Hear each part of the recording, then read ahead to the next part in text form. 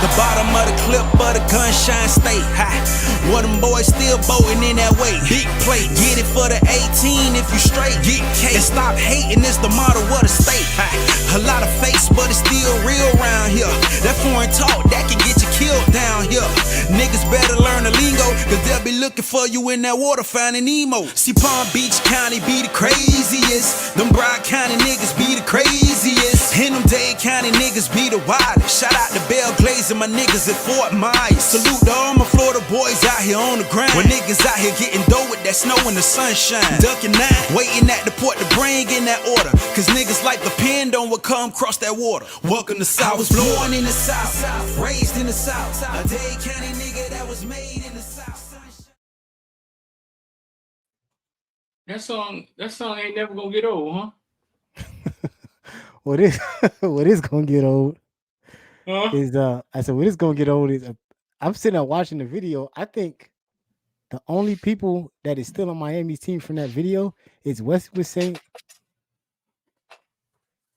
Damn, Westwood Saint. Sebastian Ibis. Yeah, they're gonna remind us. They're gonna remind us of the beginning of this hurricane run. Goddamn it! one day you're gonna wish you could see James and Cam Kitchens running out. You're gonna wish one day you could see James and Cam Kitchens running out. Yeah. But you know, everybody keep asking, man, X, what the link for the song? And I'm like, man, you just gotta go listen to them things. I don't even know. I can send you the other one, but that one don't even work no more on the internet. So right. So listen, man, we in this thing. What number is Possum Finger gonna be? X, the quarterback out of the. You know what number he is? Man, I've heard he might be number 9, but I'm not sure. Let me stop messing this man's name up, man. Hold up, man. Let's call him Reese, man. Just call him Reese. Reese P. All right, so right now, so we got our boy in the back. So right now, they're out there working out. Little competition going on. It's a lot of competition at a lot of different positions. But explain to us exactly what's going on right now. So set the stage of what we're doing right now. Explain to us exactly what's going on. All right, what's going on now is, they're working out. No coaches on the field. They're working out by themselves with the strength and condition team. And then they'll go through like a shell scale practice where it's, basically a 7-on-7. You know what I'm saying? The offense with the quarterbacks and receivers and running backs. And sometimes the DBs will go out there. So that's the competition. The one thing I did here is, and this might get a little funky because the quarterback situation, you normally say, okay, man, quarterback 1, he get his reps. Quarterback 2 come in and get his reps. Quarterback 3, so wrong. Neither of the quarterbacks really want to wait for their reps. They like trying to get the reps with the first guys. What you mean? Saying? See, that's like saying, say Restrepo, George, the starting receiver. Just say the guys who they know that's going to be in the game. All quarterbacks are trying to get reps with those guys. Opposed to saying, okay, well, hey, second team come up. That's such and such, such and such, such and such. You know what I'm saying? They like, man, all right, let's get out there with the guys who gonna be in the game. Right, because there's been no starter. There's been no starter declared, right? Like, I mean, we all know Strepo is going to start. We all know George is going to start. I'm talking about at quarterback. Yeah, well, yeah, there's been no start at quarterback. Yeah. So basically, what you're saying is, let me translate what you said. Basically, what you're saying is, JB is not laying down and saying, "Listen, bro." Yeah. Basically, that's what you're saying. That's what you're saying. He's saying, I ain't gonna just sit and let you get all the, have all the fun. I'm finna get in with it, get some fun too. I mean, that's Reese, what we need. They say Reese is kind of like a little pit bull, like he's kind of like trying to bully his way into the starting role. Yeah. I heard it's been a little. Man, I wouldn't say friction, but yeah, man, a lot of jockeying for position going on down there. And I love it. I love every goddamn second of it. Yeah, I mean, things were uncomfortable. Like. When Miami was great, things were uncomfortable at Green Tree. Period. I've heard the stories too many times. Things were uncomfortable. Nobody knew what their position was. Nobody knew that they had a position locked down because they could come out the game and be sitting on the bench for the rest of the game. So that's what top tier college football is. Competition actually is what breeds. You know what I'm saying? Is what develops these kids. You ask me. Yeah, I mean, it all started once Mario got there. Then it started once the true freshmen, Ruben Bain and Ray got there. You start seeing those guys working extra hard, and then the upperclassmen is like, hold on, you know what I'm saying? I can't let the freshmen outwork me. That's what made UM great back in the days. The upperclassmen wasn't trying to let the freshmen get on the field because they knew if they got on the field, they probably might not get back out there. So, right. We've heard those stories like, man, I don't want him to get in because if he get in, I might not get back in. You know, we heard those stories from great players before. X, you started talking about that. What, prior to last season when we spoke about Ruben Bain? Like if Ruben Bain got I distinctly remember myself saying that if one of those guys in that defensive end rotation got hurt, there's a strong possibility that the guy behind him might take his spot. We are now having a conversation some 11 months later about, well, let's call it 8 months later, about if Najee Kelly and Akeem Mesidor get on the field, and if you do, what combination do you put them on the field with? You know what I'm saying? It's a good problem to have, but yeah, it's an even better problem now because they raving about Armando Blunt. You know, that's the one guy we kept saying we know he got the talent, but we just didn't think he was going to be mature enough because he's just 16. He's 16 on campus right now. He ain't even 17. He's 16 on campus. But they say he's not. I'm not saying he's Ruben Bain, but they saying he's out there working just like how Ruben Bain did when he came. And that's what's supposed to look like. Rich, think about this. No, I'm taking it all in. You know, one of the things for sure, especially with the D line, we talking about Mesidor and Kelly, and let's take it a step further. I mean, it's an injury. It's nothing that they did, but hell, you know, back in the day, if you got injured, your spot was taken. So what we need to start saying is who's the next man up, and if that next man is going to give up that spot. Right. I mean, that's what it has to be. In order for you to develop a team, man, competition has to come, and it has to be like, hey, man, we don't know who's gonna start. When you know who your starters are, and we in damn February, then yeah, man, you need to go ahead and fill up the cupboard. Listen, I got a video here I'm gonna show y'all, man, and we're gonna get into this. I don't know if y'all actually saw this video, man, but we caught Cam Newton this weekend at Battle Tournament, and his quarterback was Luke Nichols. Luke Nichols is what, 2025? 2025 quarterback. Quarterback. Yeah. Let me see. 2025 commit for us.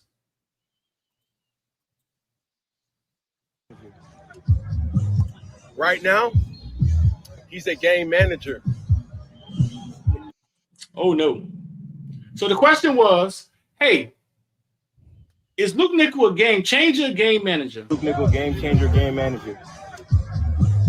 Right now, he's a game manager. But as he gets better, he will become a game changer. See, the thing about game changers is about tiers.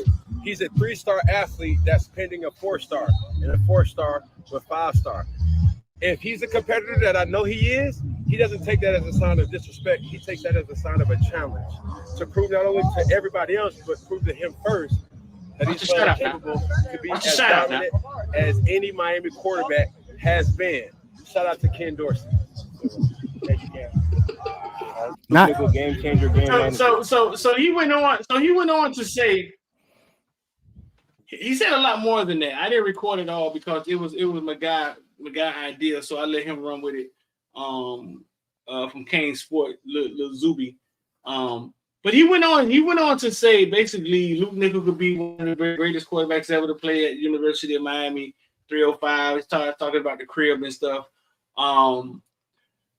If y'all don't understand Cam Newton, listen, bro. Like I think he is about as honest and lively as anybody could be. For him to say that in front of that kid, and they had a whole nother day of football to play, right? He could have just filled him up with a bunch of confidence and said, "Man, he's a game changer." He could have, because they had games to go win. they had a whole nother day and a half of games to go win, but he didn't. He told y'all the truth on how he see things, and I think people look more to the way he dressed, the way he acts, and they don't understand that this man is basically painting his own media Picasso. Every walking moment of his life, there's 2 cameras there. He has his own media production team, and he's creating his own narrative in his second year. I mean, his second life outside of football, which a lot of guys can't figure out. And he's doing it amongst all your bullshit comments that you got to say about him every time he posts a video. And what's even crazier, Street, is that he, much like some other people in the media who've been talking lately, he ain't saying nothing wrong. He's not taking the.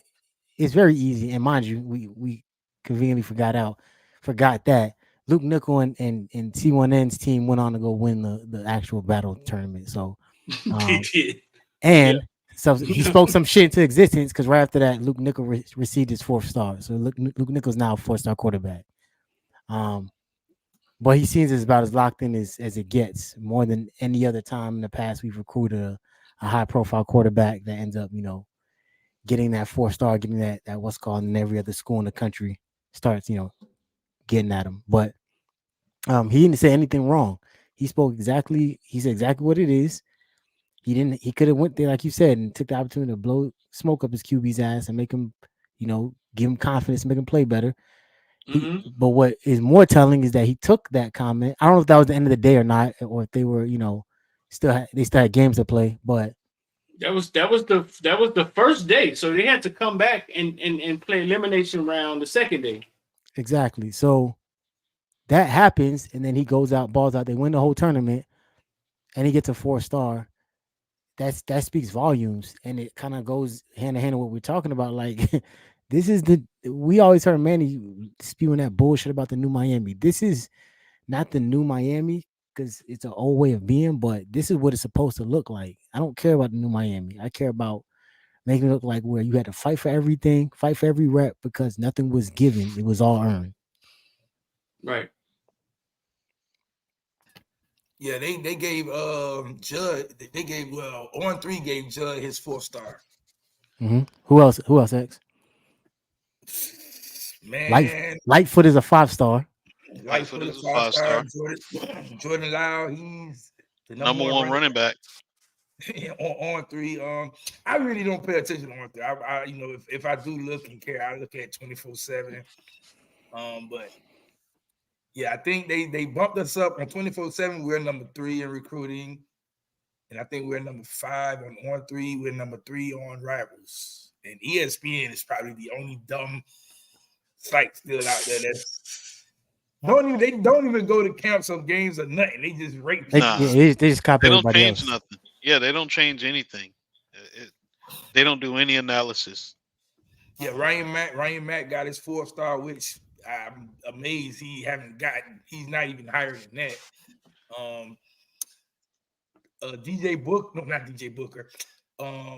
Booker Pickett, he's a high 4-star now.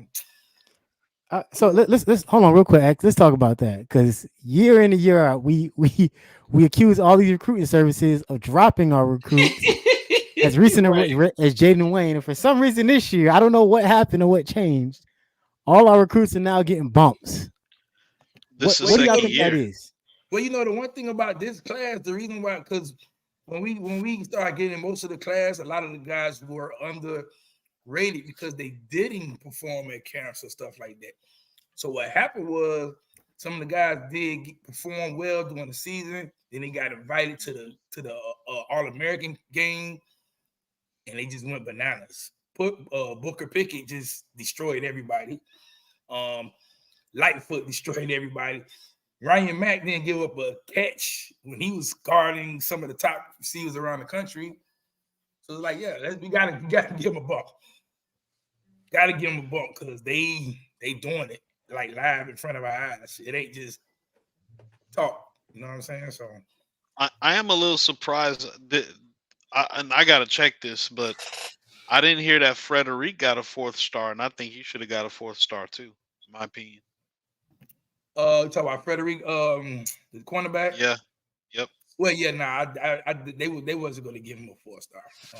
He's going to be underrated. He's going to be a guy who a guy could coach and be good for us. Yeah, because he has the size and same thing as Mac. If you like the way Mac play, you'll love the way Frederic play. It's almost like watching the same guy play, same skill set. Yeah, like Dylan Day, he didn't get a bump because he don't go to camps or nothing like that. He just do 7-on-7 maybe, and then he just play football. So, at the end of the day, a lot of these recruiting sites and services, they want you guys to go to camps. So kids, go to them camps. If you care about what you rated in stars, go to the camps.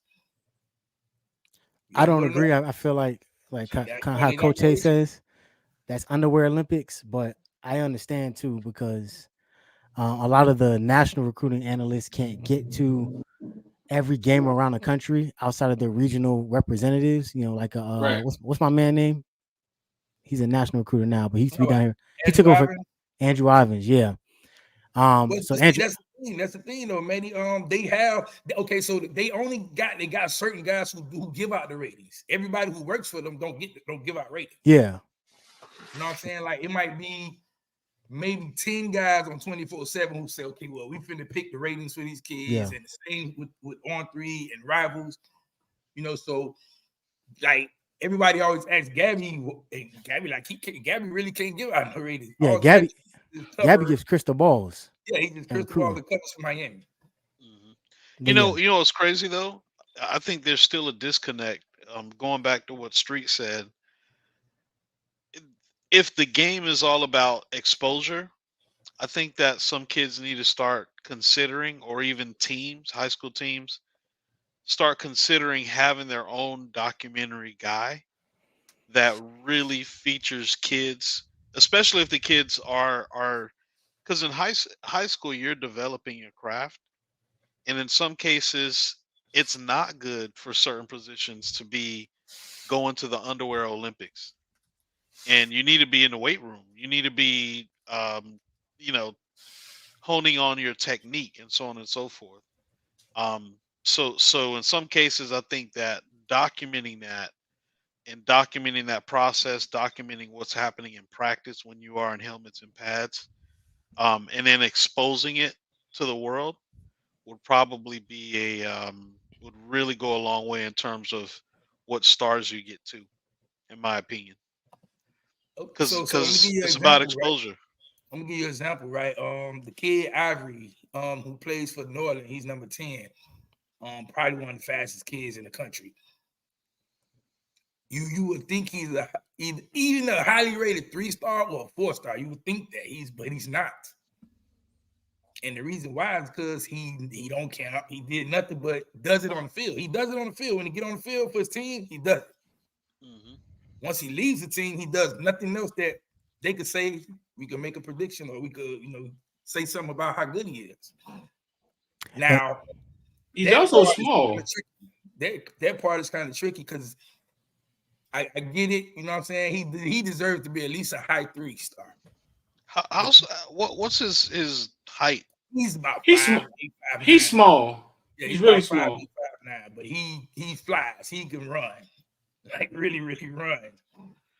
You know, but he just don't go to no camps. So you know, his thing is he would have benefited going to 707 camp, or going to the Under Armour camp, or going to the rival camp. He would have benefited from that.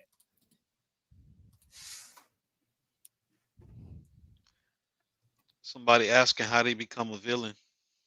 I'll put in the chat. Shout out to KB. No, hey, X, you're right. I think also too, I think a large part of this, and the only part I think that's useful about 7-on-7 camps in these tournaments is it's a if you think about it, it's a huge networking event. It's a huge networking opportunity. A lot of these guys have crosstalks, and then when you finally see like them transfer portals open up later on in college, and you see them looking to jump on teams and have conversations with guys about coming over, a lot of times those relationships are built through either those 7-on-7 coaches or 7-on-7 players. So I think all that stuff is important and imperative. And like I said before, while I don't agree with it being, and I think it's just the Underwear Olympics, I think it's also a good opportunity for them to kind of be seen on the national stage because, yeah, if it's only 10 guys for the entire United States and they got to pick 32 5-stars through an entire recruiting cycle, basically up until now, and then 247 does 247 of the nation's top recruits out of thousands of kids. Yeah, it can get a little bit difficult. So yeah, having these guys show up on a big stage and in tournaments like this kind of helps kind of put all that talent in one place. Same way the bowl games do. It's exposure, man. Yeah. It's AAU football. You know what I'm saying? We Essentially, had AAU basketball back in the day. It's AAU football. That's all it is. I mean, you call it t-shirts and shorts all you want, but it's exposure. A lot of these kids get exposed to colleges that wouldn't care about who they is until they came. You know what I'm saying? That's why I don't. I'm a South Florida Express fan. I'm every 7-on-17 I'm a fan of because they are giving kids exposure that they wouldn't have got with their regular high school team. And the recruiting is up to that high school team, like you mentioned. So some are good at it, some are bad. It depends on the head coach and their networks. Can we get spicy for a second and talk about South Florida Express? Oh man, how y'all let that man Cam do that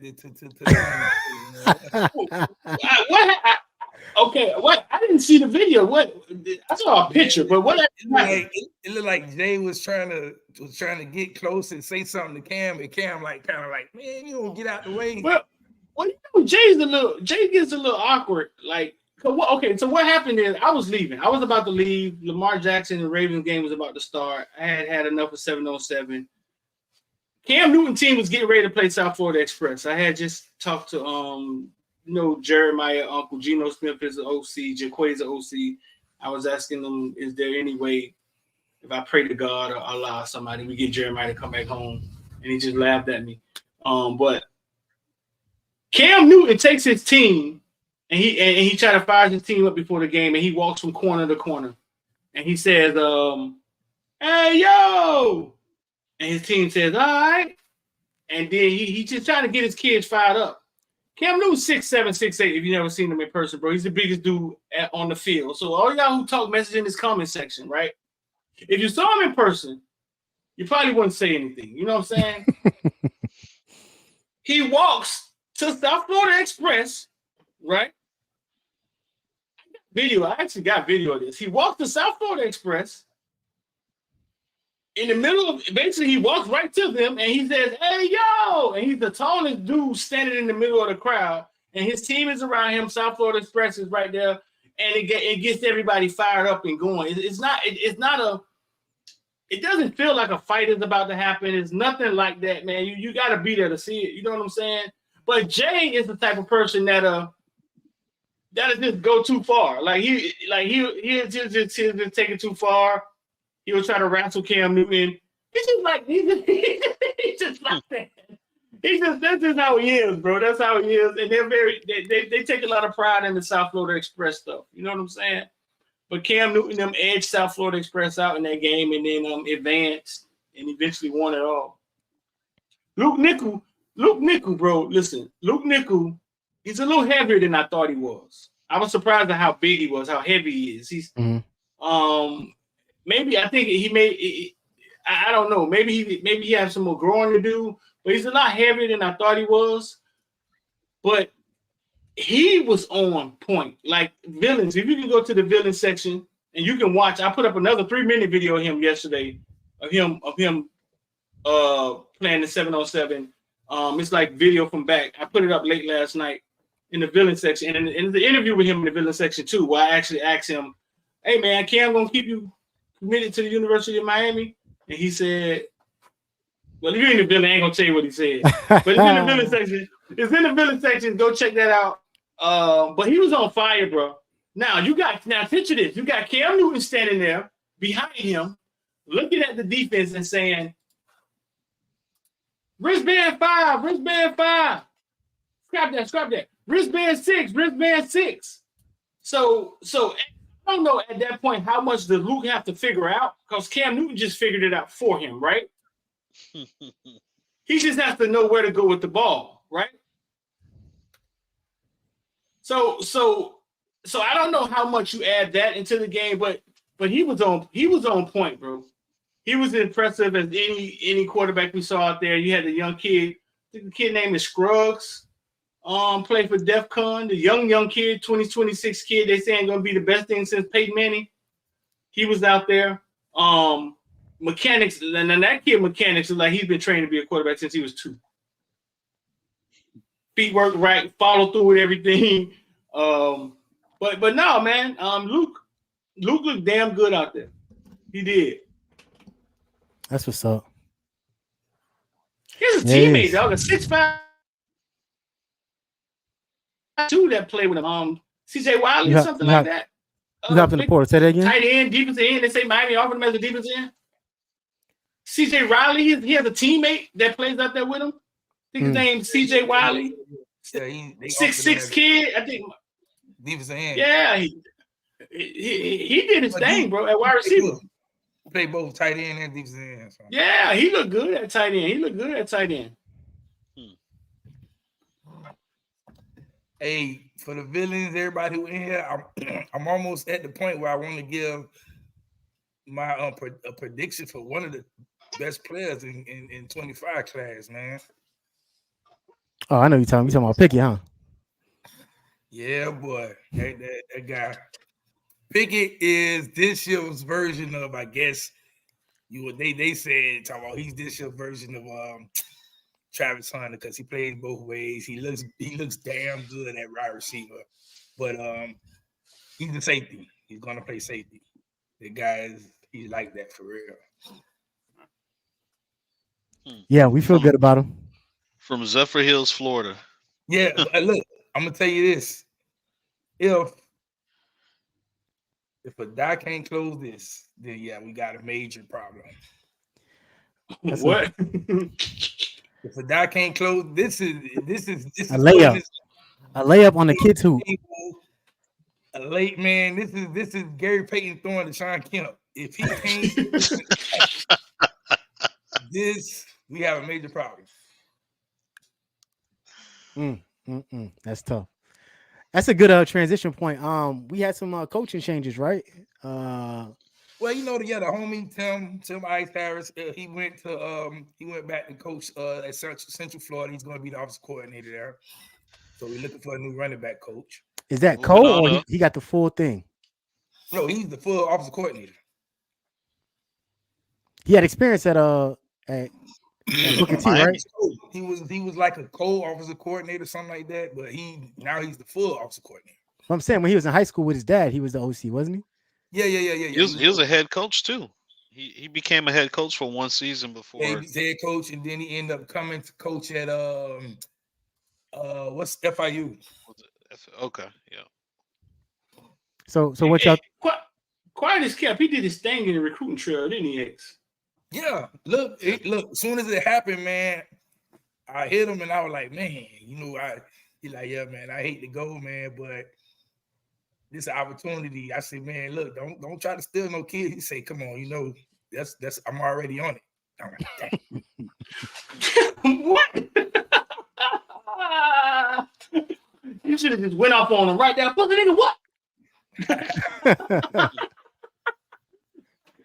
No, Are we surprised that he's an OC? no, they kept saying that. Yeah.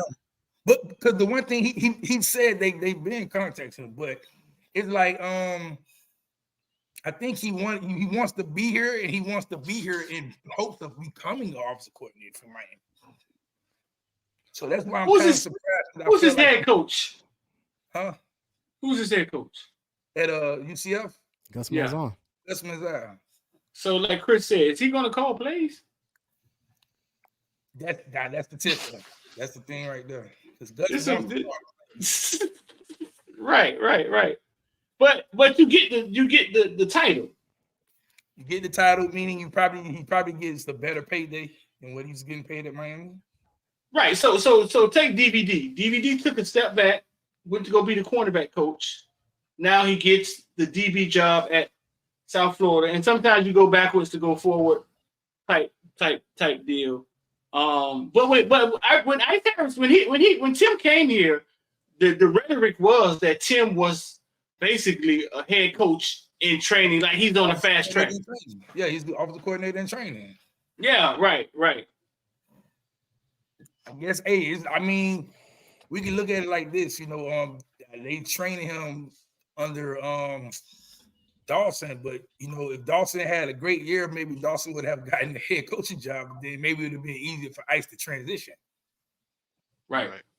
But Dawson's is back. And it just worked out better for him, I guess. Who knows? Maybe Dawson has a great year and Tim come back. That's the hopes or something like that. Yeah. How we feel about DVD getting that South Florida job? And saying his son gonna be a bull. What he said? I love it. I feel like it's great. The one I think they want to see him coach on a higher level. You know what I'm saying? They want to see him coach on a higher level and be successful. It's hard for him to get judged at FIU. You know what I'm saying? FIU just was nothing, so it's hard to judge him for what he did at FIU. But it was a step in the right direction for sure.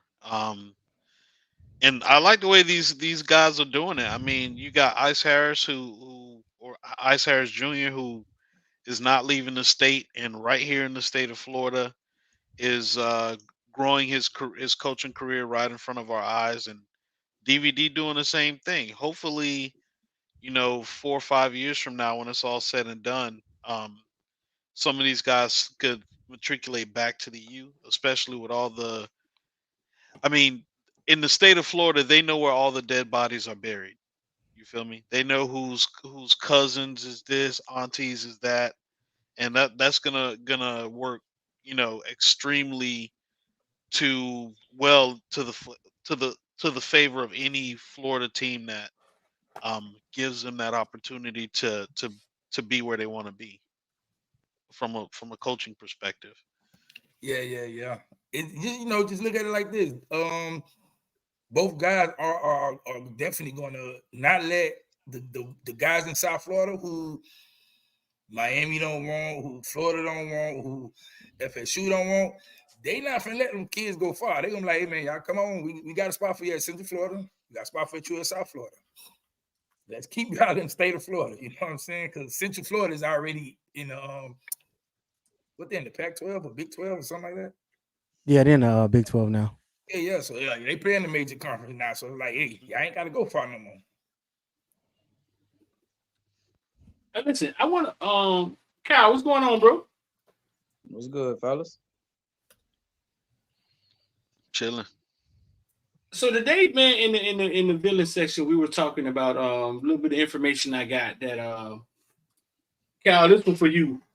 When Big McCormick came here, the tight end McCormick, he went straight to the ones. And that was the indication to a lot of guys that, oh man, we about to run the ball. You know what I'm saying? Kyle, what does that tell you? We brought a guy in here from Hell Mommy. He's supposed to have been goddamn air it out guy. You know what I'm saying? But we're bringing in tight ends that don't care to catch the ball, don't care to run the route, to block. Dog, are we about to be Michigan or West Virginia from the past? Like what does that tell you? That's a good question. It sounds to me like there's a power struggle, not necessarily a struggle for power, but a struggle for how things are going to get done. You know what I'm saying? You bring in this type of person, and like I said, remember Dawson had to convince Mario that, hey man, I'm not going to throw the ball 50 times a game. He had to convince this man that before he got over here. So that you bring McCormick, you shuffling in tight ends that block and don't really catch. You bring over a former offensive line assistant and you replace Fields with him. I mean, the writing was on the wall at that point. How we go into this next year, I don't really know. It's hard to see, you know, like they say, a leopard don't change his spots, a tiger don't change his stripes, right? But adjustments have to be made. They need to be made. So maybe going maybe 7 wins is going to make somebody say, oh, okay, well, maybe we can do this another way, because the 7 wins ain't going to get it. But it's hard. Like this is the tug of war. You invested your money in this guy. You also invested your money in the other Cam to come and play quarterback, right? So you invested your money in Dawson, you invested your money in Cam, but deep down inside, you're a person that doesn't like to be uncomfortable. You also know how you want things to look. You do want to look like Michigan. I think you do deep down inside. So you're about to have an internal power struggle. So the question, I guess, is how long will this leash be if we're going to step away from what we did last year? Like, do we automatically get uncomfortable if we win a game and we only win by 1 point because, you know, the quarterback had a bad day and we threw 2 picks? You know what I'm saying? So I think we're going to give it the old college try, but I don't know if we're going to revert back into, you know, what we saw at the end of last season. So, man, for the most part, I think what Mario really wants, he just wants to dominate. He wants to dominate the game. You know what I'm saying? He don't want it to just be, okay, man, we out there throwing a whole lot of passes, but we ain't dominating. You know what I'm saying? So, I mean, we go out there, we dominate, he's not going to have that much of a problem. So I think you just have to dominate. Mario comes from that era where Miami dominated at all 4 quarters. I also think I don't know if it's that simple, Alex. Well, I don't know if it's just that simple, though. Yeah, it's that simple, man, because we ran a basic the offense was equal. You know what I'm saying? We ran the ball just as much as we threw the ball. But what did it look like though, X? Did it look? What I'm saying, it didn't look. Did it feel like we didn't have an identity? That did it feel confusing? Like what? That's the part I'm worried about.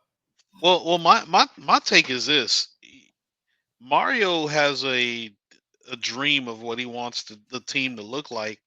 I mean, I saw in the comment section, it might have been you, Mehdi, where you mentioned the Lions head coach is Mario's spirit animal. And yeah, I mean, he wants his team to be physical and tough, just like UGA, Michigan, and even Rutgers, right? Rutgers, you know, they're never going to have the best quarterback out there, but that those trenches are damn tough. He wants that. And I think that's what he's striving for. But I think the problem gets into the balance you got to have between what you want your team to look like versus what you got to do in order to win ball games. And I think that's where the problem lies. Because when you're down by 14, you can't just line it up and, you know, 3 yards in the cloud. You can't do it. Yeah, so look at it like this: statistically, taking away from the touchdowns, because that's the most important thing.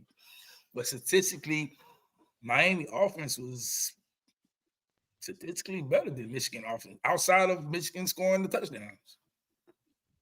So I think But again, if you look at Michigan, you say, well, Michigan looks dominant. You know what I'm saying? And it ain't there. It's probably a few games you can say, yeah, Miami look dominant. But it's because like when you play like that, every phase of football has to be good because you can't consistently get the ball at the 20 and march downfield because you're not trying to throw the ball like that. So that means on defense, you got to be lights out. On special teams, you got to make turnovers happen. You have to get great field position. And if you get great field position, now if you're starting at the 50, for half of the game, you could run the ball and dominate and just mull people over and score like Michigan did. So that's part of it too. We watched the championship game versus Washington.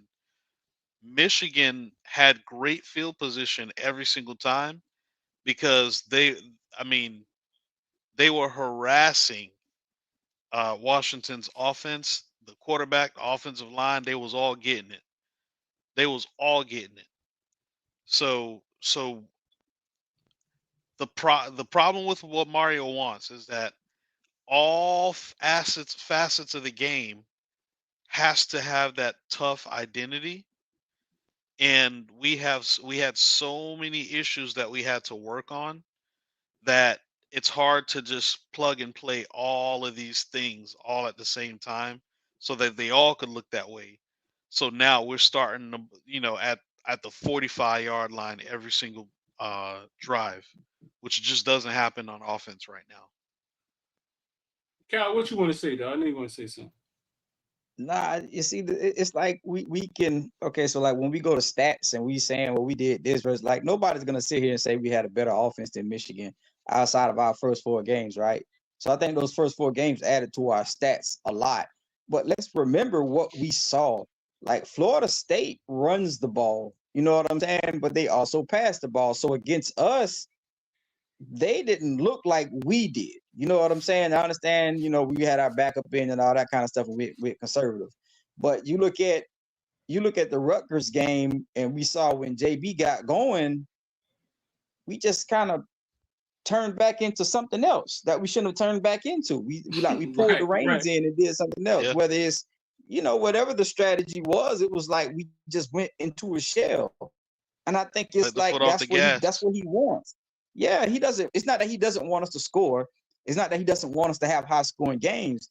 It's just he wants it done. He wants it to look feel a certain way. But you can't do that. Like when the offense is cooking and it's going up and down the field, go up and down the field. Like, you know what I mean? You have to be able to adjust. You have to be able to amend your thinking, amend what you're doing, and this is game flow. This is how the game is going. Let's rock with it. You shouldn't, we got the lead, or we looking better. Let's run the ball. Why? You know what I'm saying? That's not saying abandon the run, but why are we trying to revert back into something that didn't even get us to where we was? Mario's offensive line guy. I don't know why y'all don't. I mean, I know y'all know it, but I don't know why people don't understand that offensive line guys want to run the ball. It's plain and simple. But it has to make sense, though. It has to make sense. It can't just be like, what the fuck? It don't make sense to offensive line. You put your hand in the bag and be like, 3rd and 12, run play. We're going to run the ball. I agree. I definitely agree. I mean, but I just know what makes sense is Mario saying, boy, you see them big old linemen we just got? Let's go. Y'all get behind them. You know what I'm saying? That's what makes sense to him. This is my problem. Why go out and get the air raid guy? Why go out and get Cam Ward? Right? And then you start pissing in the cake batter. Why do it? Like, why go get everything to make a cake, right? And then you start putting fucking lemon in it. That's what I'm trying to understand from y'all gurus. Maybe you got something to say? Like, I'm trying to understand, like, why would you stick your nose? Why would you make it seem like you finna throw it around in the middle of South Florida, but you want to be Michigan? Because I tell you this, J.J. McCarthy can throw the ball with the best. Watch.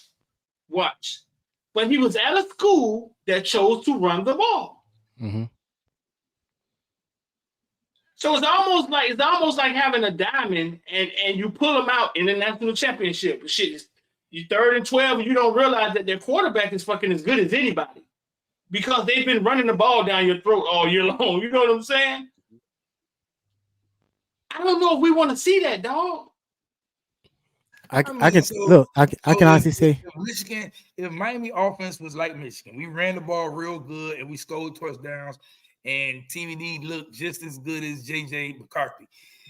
Yeah, y'all would have said, "Oh man, we our offense is not good. We got to change the offense." Oh, y'all be like, man, that's right. No, but the problem is we didn't score enough. Yeah, you're right. That's what they did, and they did it well. What we did, we didn't do it well. So it doesn't make any sense to keep doing it. Yeah, we was short on the scoring. After Georgia Tech, they said we started playing better teams, and I was like, better teams in Texas A&M.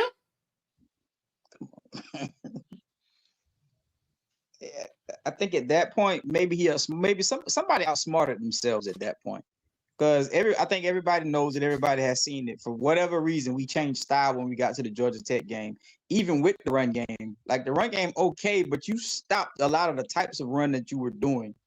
So I feel like you remember, Streeter, we had this conversation. We had it on air, and basically we was talking about what's the Guidry.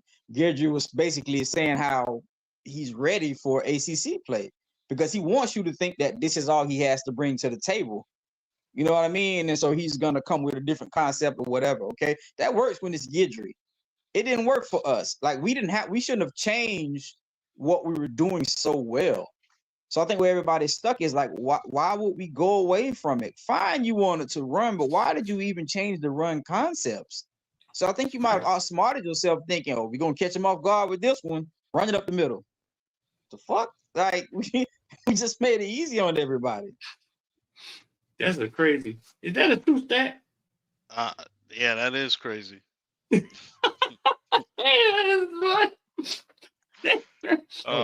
crazy. Man, what your cousin was out there doing, man? That's crazy, man.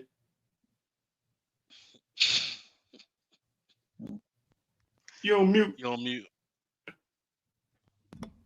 We'll hit that button. I don't give a damn about none of that. I care about the 2024 Canes, but I will say, yeah, I think J-Dub said it. There is nothing, and we saw it firsthand in the national championship. When you can impose your will through the run game and passing can just be a secondary option, that is a for the team on the other side, the defense, that is a terrible place to be in. When it feels like no matter whatever defense my coordinator calls, and I played in games like that where it's like I naturally a corner. I used to be a receiver, transition to corner, and it's like, you know me, I don't like tackling, right? I like coverage. So if I'm in a situation where I'm running downfield, thinking that at some point they're gonna run the ball, but this team just continually runs the ball on me, and there's nothing. I keep looking back at the end of the route while I'm getting blocked on certain plays. I'm like, yo, this team is not even thinking about throwing this ball. That, as an offensive coordinator, is a beautiful place to be. That means you can do whatever the fuck you want, and that's ideally what you want as an OC. Like, how can we put offense in a position where we can run this ball at will for large yardage, large portions of yardage, and then when we want to, and whenever it's convenient, we'll just throw it up over the top. Like that's it. That's essentially what Mario is looking for. And like you said, as an offensive lineman, that's what they like to get out in space. You know, seeing things like Matt Lee, you know, get out in space and block guys downfield. Probably had that dude, you know, on brick. Pause. You know what I'm saying? But that's just what you want to see as offensive lineman. Like, I want to see people get out in space, push people down the field, and break large runs for touchdowns. And if that can happen, then the passing game just opens that up even more. Because then it's like, okay, when they've all settled in, they all stack in the box. Now we're going bombs over Baghdad. I'm not mad at Mario for that, but yes, I do agree. If it's not working from the run game, and you figure something out where even if you change the run game to make it, you know, a quarterback play option type situation, RPO type situation, whatever term they want to use for it, stick with it if it's working. But when you score 17 unanswered and then stop doing it, I'm lost. Yeah. And the We biggest just ain't thing with scoring no those, touchdowns, man. Miami had a top 27 offense, and out of 140 something schools, we just ain't scored a touchdown that we wanted to score. I don't that's know. that was my point. That was what I was going to mention. Is the biggest thing with those type of offenses is your execution has to be perfect. So when you line up, when let's say it's a touchback and you drive downfield, you got the thunder and lightning combination at running back. When you at the 10-yard line, and all of a sudden your offensive lineman false starts. Now you got to back up 10 yards. Then the center messes up the snap exchange. Now you back another 15 yards. Miami's a very penalty prone team. Number one, our issue last season was we also like to give the ball to the other team. So when we did throw, it usually ended up in the hands of the other team a lot. So now that also derails you as well when you run that type of offense, because you're not scoring as much in order to mask all of those deficiencies that you have, whether it be penalties or it be the quarterback who like to give the ball to the other team, like Christmas came early during the season. Yeah, but again, I'm with Matty, man. We on to 24. I've been told this by a couple of people that Mario is going to allow. Not saying he's going to say he'll go 100% of the offense, but he's going to allow Coach Dawson to do his thing. He still will have his hand in it, obviously, but he's going to allow Coach Dawson to do his thing because now Coach Dawson has the quarterback who he can trust. The offense, this is going to be the second season with the offense, you know what I'm saying? So the players who came back should have a better grasp of the offense. So yeah, see how it goes. X, one of the most fun things for me is like I keep going back in my head to them celebrating and jumping up and high-fiving him in that A&M game. And I just want to see, Cooney and all them guys. I just want to see that again. You know what I'm saying? Like it seemed like that team was like high-fiving who? Mario? No, Dawson. Dawson, high-fiving Dawson, yeah. And doing, chest bumps and jumping up in the air and going crazy and him talking like that's what I want to see again. And it looked like that's what we have finally turned the corner. And then hearing later on the season, all the stuff we heard from that podcast and Tyler just basically wanted to be a one-read quarterback was disappointing. But seeing this year, Mario kind of, being hands off with the offense. If that is the case, you know what I'm saying, I think it's going to be very telling because you don't bring Cam Ward in here. I know it is, but I don't think you bring Cam Ward here if you have, or even you. I don't think you even court Talia Tagovailoa if you don't have plans to let him throw that ball. It just doesn't make sense. And you can't afford not to win 9+ games this year. Well, look, this is the year. A lot of people who've invested in this program, who's invested in that team, they want to see successful season. It can't be no 7-8 win season. It got to be 10+. Something major. You know what I'm saying? Trying to go to the ACC championship, stuff like that. Because this is some money being invested in this program to go along with the fact that they about to start building this new football facility only. I mean, this new only football facility. So they invested some money. Mario, you not on a hot seat, but you got to win. You know what I'm saying? You definitely got to win. Yeah, we seeing money getting thrown around like we never seen before, and we've never had a history of doing in the program. And like I would hope that you would want to be here to see this shit get spent and see it come to fruition. And to do that, year 3 we gotta start seeing some stuff, right? I hate to make the comparison, but what was Norvell doing in year 3? They still was losing. They had losing. Yeah, they was getting the money ready for his ass in year 3. All that money you saw, and we ain't gonna talk about investigation, but all that money you saw, they were getting that money ready to get for that buyout. but they were still paying Willie. By year 4, he figured out and won 10 games. So if it wasn't for the buyout, which we ain't paying nobody no buyout, yeah, he probably would have been gone by year 4 if it wasn't for them still having to pay Willie money. Year 4 is when the light bulb went out and light bulb went off, excuse me. He won 10 and they got all that hype. And then obviously this past season, year 5, they go 13-0 for absolutely no reason, which is hilarious. But that's still not to say, right?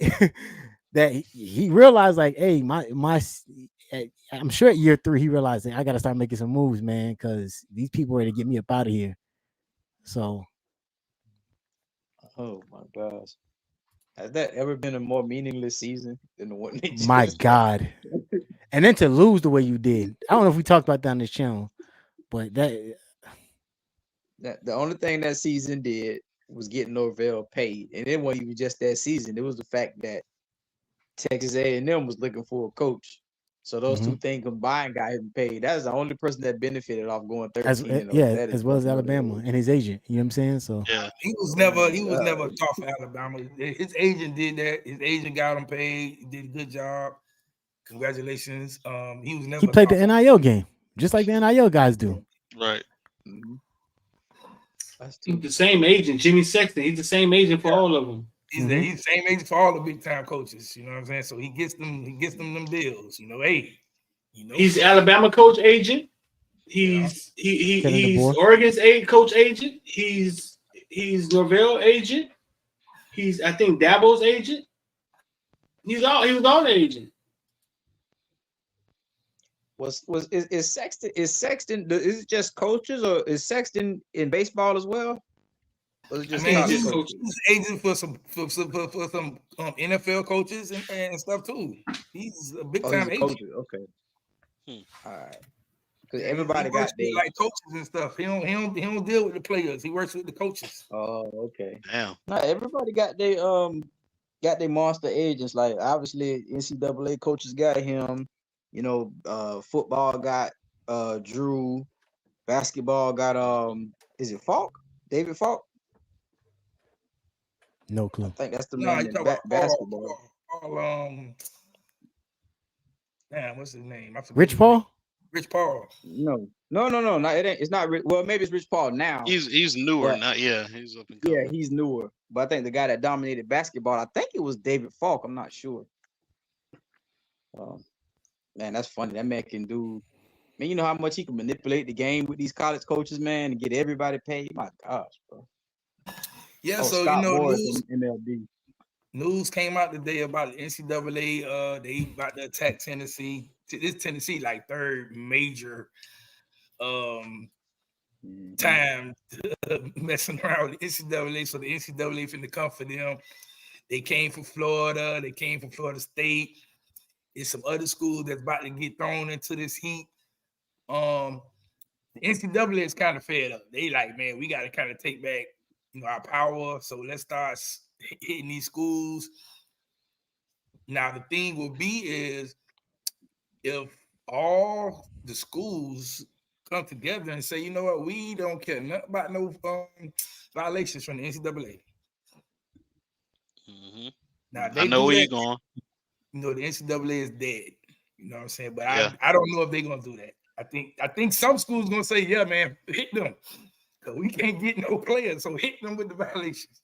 I think if Saban was still around, he would lead the charge on that. But I don't know. I don't know if there's a coach that has that type of prowess that will pull all those guys together to make them say, yeah, let's stand. We know Mike Norvell don't got it because he tried that shit with the ACC and it was like, sit your motherfucking ass down. Like, don't even start.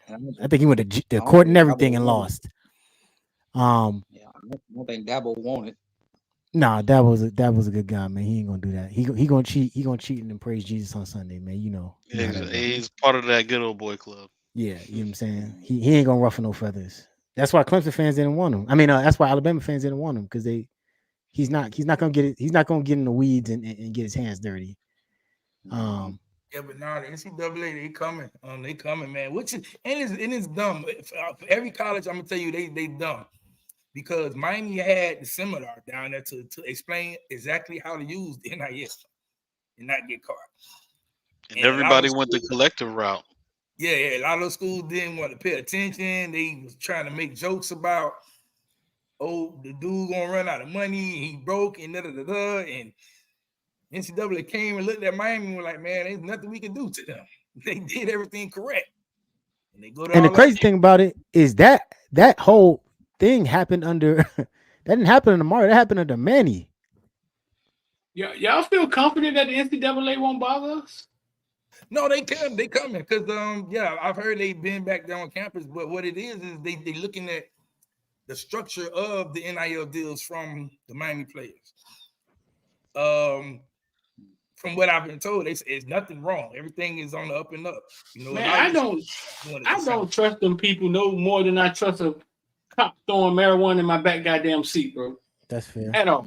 Do you think Like, it's I don't know why you sit up here and act like they won't turn around and bite our ass. Like, I do not trust them people at all, bro. Yeah, Street, do you think it's something where they're gonna bend the rules just because it's us? No, I think more telling is that they never walked their ass in Georgia or Alabama's. That's what I was about to say. That's the part that's the more telling part. That's the part that scares me. So who's at the other end of that? USC and Miami. Yeah. Yep. Because they always do that. The top 5 teams in the SEC, Georgia, Bama, and then you got, to round out the top 5, you got Florida and Tennessee. And it's like, well, we ain't going to go into Georgia and Bama, but if we go into these other 2 top 5 schools, then it makes it look like we're being fair and equitable. And really, because I think every coach that Tennessee has had, the past 3 or 4 coaches, have all been investigated and been found in some type of violation of recruiting Why it's they like keep every bothering last one. Tennessee? Yeah. Hey, I think Tennessee is they just don't care. They don't care to get caught. What they say, you a bad criminal because you get caught all the time. You just a bad criminal, Tennessee. Like, hey, you sound like the white people saying that all black people get arrested. That's what you sound like. I mean, they've been caught. You sound like people who not used to getting harassed by police, just looking at us like, because they gotta be doing something wrong. No, not really. Man, they do that. Oh, they done got how many players done got caught with the McDonald bags? They were like 10 of them, 10 big McDonald bags. What you about to say, KB? I got a question though. Y'all, does it? I mean, in this, I'm not trying to make it like a conspiracy or whatever, but y'all don't find it odd that they all of a sudden wanted to double back and do this after Saban retires and Jimbo gets fired? Because they know if you would have ran up on Jimbo was going to tell everything. Oh man! And mind you, who is the 2 loudest and most frustrated coaches? They told on each other and nobody moved. Who was and the nobody moved? That's what I was gonna say. Who was the 2 most vocal and loudest coaches about their disdain for NIL? They were going at each other's necks about, oh, well, you've paid for half your team. They were going, and now both of them are out of the game, no longer coaching. And yeah, all of a sudden now it's like, let's start digging up some bodies. Got action. Yeah, got action. Yeah, because when he said it, he's like, that man said straight up, I know where the bodies are buried. So if you would have had to investigate everybody and he got in trouble, that nigga was taking everybody down with him. He was gonna be like Bubba Dub. I'm telling it all. Shit, right? So but again, like I said, I think if the NCAA, if they keep attacking some other schools and all they gotta do is say, man, look, we don't care nothing about no violations. We don't need y'all no more. We about to create this 2 big conference where we don't need the NCAA anymore. This is telling too. They ain't touch LSU. Yeah. And I love Ed Ogeron. Don't get me wrong, but if you telling me that if you tell me that 2019 LSU team was all built off of legitimacy and hard work, beachfront property, North Dakota, lovely in the winter. Y'all need to tweet that at NCAA.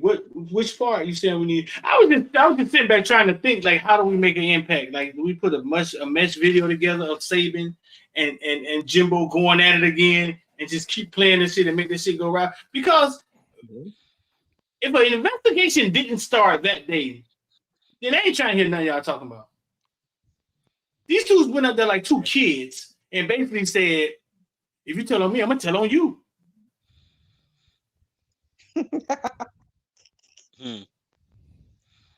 Agreed. Like They what, gotta what are we do. talking about? And then y'all go to Tennessee.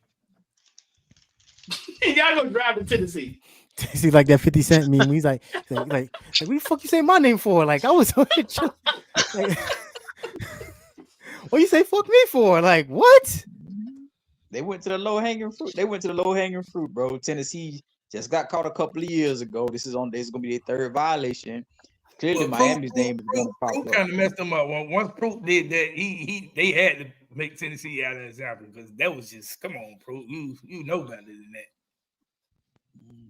That's why he can't coach right now in college football. Well, he's an analyst. I think it's obvious that Georgia. I was standing next to a Georgia coach that basically told me, "Yeah, man, we lost a recruit to Georgia, man, but shit, they've been cheating." I was like, "What?" Yeah, just came from Georgia. I'm like, "What?" It's the worst kept secret in all of college football, man. Like, it's not a. When we saw that Larry Tunsil thing on draft night, we all knew what was up. Like, it was like we had speculations, but that and the way that video got released and just what they were doing and watching this man in live in real time, watch his draft stock literally plummet. We knew it was like, okay, yeah, this is really what we thought it was. And then that article that came out in Sports Illustrated, I believe, like a few years after that was kind of talking about, like, they interviewed a bag man, like, yeah, this is how he said on record, like, this is how I do it. Like, related for the people to Georgia, relate Larry Tunsil with the bomb and to Georgia and Ole Miss. Like, how does it all relate together? Just for the people who don't understand what you're talking about. So if y'all remember on Larry Tunsil's draft night, he was actually projected to go like top 3 picks. Yeah. And someone had leaked a video, like his aggravated uncle or something like that, leaked a video of him smoking marijuana out of a gas mask and text messages where he was asking coaches straight up for rent for his mom and financial, assistance and stuff like that. And the coaches was replying like, yeah, like, we'll hit up so-and-so and we'll get you taken care of and stuff like that. And it came out like via Twitter or Instagram or something like that, like as he's like in the green room, I'm pretty sure, waiting. And then you just saw his like team just pass and pass and pass and pass. And then it kind of came out to light. They were like, yeah, they saw him and they were like, yep, they saw that and they could not take that risk.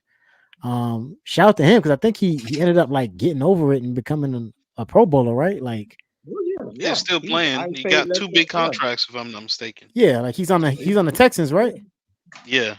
Yeah. Yeah. I think he got drafted. He got drafted by the Dolphins. Yeah, Dolphins. And then he had some locker room incident, right? No, not really. The Dolphins was just trying to make moves. That's all. And he was coming up for contract. That's all that really happened. Okay. He was nice to the Dolphins. Am I confusing out the incognito thing? Probably. Incognito about the bully gate. No, that was another lineman. Okay. Incognito. Yeah. Tunsil was on the up and up. He was becoming a star, but is that true? He's represented by Jimmy Sexton. If that's true, that's funny as hell. Jimmy Sexton is a goat. If that is true. Yeah, because he controls the coaches. The coaches control the kids. I mean, when you control the coaches, you got it's all that's the highest levels. Then you got the kids. Mm. Yep. He was the highest paid left tackle when he got his contract. He was the highest paid left tackle in the game. Shout out to Jimmy Sexton. Yeah, I don't know what he's doing. Hey, this all goes back to one of my favorite movies of all time, man. Blue Chip. Watching Blue Chip, man. Just everybody's paying players. I don't want to hear nothing about nobody. Everybody's paying players. It's who's going to go out there and do it, the hardest. And that's the thing, X. We made that shit cool. Like from the drug dealers in the 80s and 90s paying for bounties on guys in games, and you pay them after the game. Like that Miami made that shit cool. Like, and then rich bagmen who were doing legitimately just figured out how to do it indiscriminately off the field, not as flashy and as blatant as the drug dealers in Miami to do, man. Oh yeah, but you're right. That shit been happening for 3 decades now. All time. before that, SMU. I mean, SMU went and bought Yes, sir. Yep. So Eric Dickerson. the whole team. Yes, sir. Yeah, I remember that one kid, best running back out of Louisiana, who went to Oklahoma, and he told, I think it was Stoops at the time, he said, "You buy my mama a house, I'll be coming up there to Oklahoma." He said the next day it was a trailer with a double wide on it coming to put it on their property. He was like, she said, I couldn't do nothing then, man. He said, I booked the plane ticket and went to Oklahoma. I saw a video. Shout out to Reezy. He said DJ Fluke got paid at Bama. I saw a video. Somebody captured a video of all the times Bama players either, like, they had a video that showed every time an Alabama player was either in a new Benz, a new Dodge Charger, a Hellcat, or holding money up to their ear. Like, they had it like documented. Like, it was just I think you can look it up on YouTube, and it's like, and it's just a documented reel of just dudes like either holding money up to their ear, doing the money sleeve, it's posing in front of a new Benz. You know what I'm saying? It's like, dog. And this is pre-NIL. Like, well, yeah. So listen, Malik Bryant, what's going on with Malik Bryant? He ready for fall camp. I mean, he ready for spring camp. Who asked? What happened with that? Like, one hustler asked that. They saying somebody asking is he on Portal Watch? Oh no, Malik Bryant is ready for camp. He ready to go. Shout out to Chris Johnson, man. He cut the locks off, man. Boy, like a new man. They cut the hair. He locked in, loaded him. Chris Humphrey. You think he got bigger? Yeah, well, yeah, he added. I think they said he added like 10 pounds, but that's what 185 now. Damn. That's all right. So yeah, they like Chris Humphrey. They like Chris Humphrey. Yeah, they talking a whole lot about Armando. I heard Elijah Lofton doing his thing. They say Lofton is basically Brevin Jordan. They said it. Better Brevin Jordan. They said he gonna play up to 3 different positions. You gonna throw him the ball? I don't know. Like I said, 3 different positions. Like, and I saw it firsthand against Central. That man, I will almost single-handedly beat Central by himself. Like, and probably my favorite recruiter of that class. Yeah, probably my favorite recruiter class because he stayed 10 toes. He never flustered. He didn't talk to nobody. He just stayed locked in and showed up on campus on a moving day. Like, there was no drama. I love it.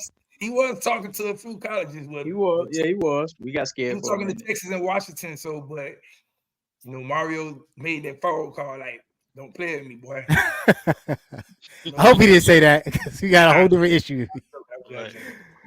But okay, so somebody asked me how JoJo, man, look, JoJo might mess around and start this year, boy, because he came out there. Me and Street have been saying JoJo's probably one of the most gifted athletes we've seen ever, and he is just like that. He out there, man. He already got the size to play right receiver. He got the speed. He can catch the ball. He can run the routes. Boy. Damn. It's too early for me. I got to see them pads come on. That's for everybody. Absolutely. Start over who? I mean, so JoJo is gonna be playing. Him and Horton gonna be battling for that starting job. If Isaiah Horton's 6'4" ass get beat out by JoJo, that is an issue. I'm not mad at JoJo, but it can't be an issue because JoJo is just better than. I'm just keep it above JoJo. I hear you, man, but JoJo's also not 6'4", man, and that's one of the things that we. And we also know. I think you said on the space. You know what I'm saying? We moved on from the JUCO guy. Yeah. We moved on. No more Leland Smith. He won't sign with Miami next week. So don't worry. Look, don't even log on social media next week Wednesday. Is there a reason? Like, because I saw his offer list and it didn't look too appealing. It ain't because of him though. It ain't because of him. Oh, okay. I ain't even going into detail or nothing. It ain't because of him.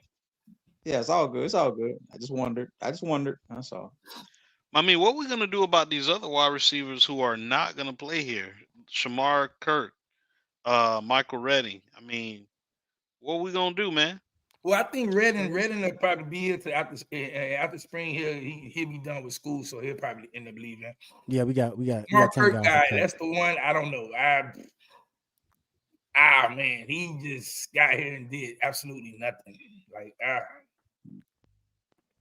mean, they got spring to prove it. They got a whole spring to prove it. He has the speed. He got to catch the ball when the ball is thrown his way, man. If you can't catch, you can't get in the game. All right. He got a spring to prove it. He gonna be here or he not. All right.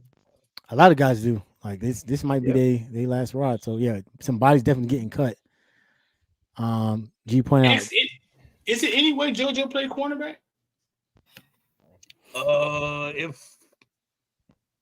Is it any way he played cornerback? We only got two. We got two of them, right? What, cornerbacks? Yeah.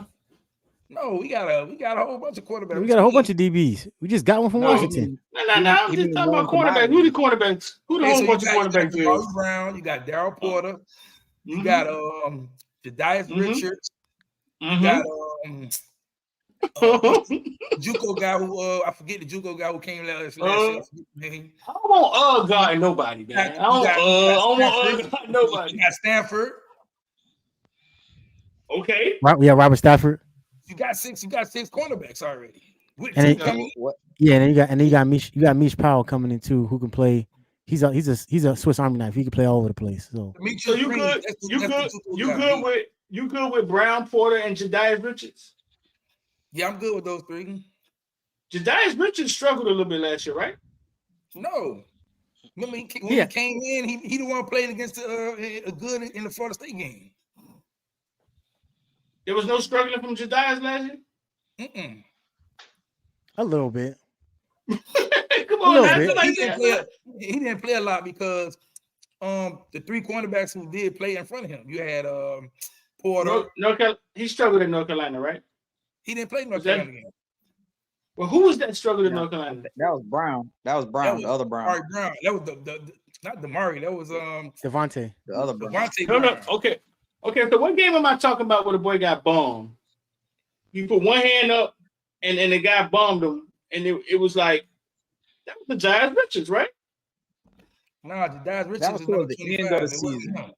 Who was that? That was towards the end of the season. Oh, Gage said he struggled against Louisville. That might have been. I knew it was towards the end of the season. Is he the one that ran? No, was it Daryl? I thought it was what's my name? The corner. What was the corner? The Jaden Davis. Jaden Davis. Was it Jaden Davis that struggled? Jaden Davis. No, it was the backup. He's the one that he ran into Corey Couch against at Louisville. When Buddy broke. No. When we got down to our backups, because I remember it was Damari playing and it was the other boy. And they did okay, but they did struggle. Like it wasn't nothing to really complain about because they was just getting in. You know what I'm saying? Yeah, Jaden Davis got blurred against Tez Walker. USC. He gave up 3 touchdowns.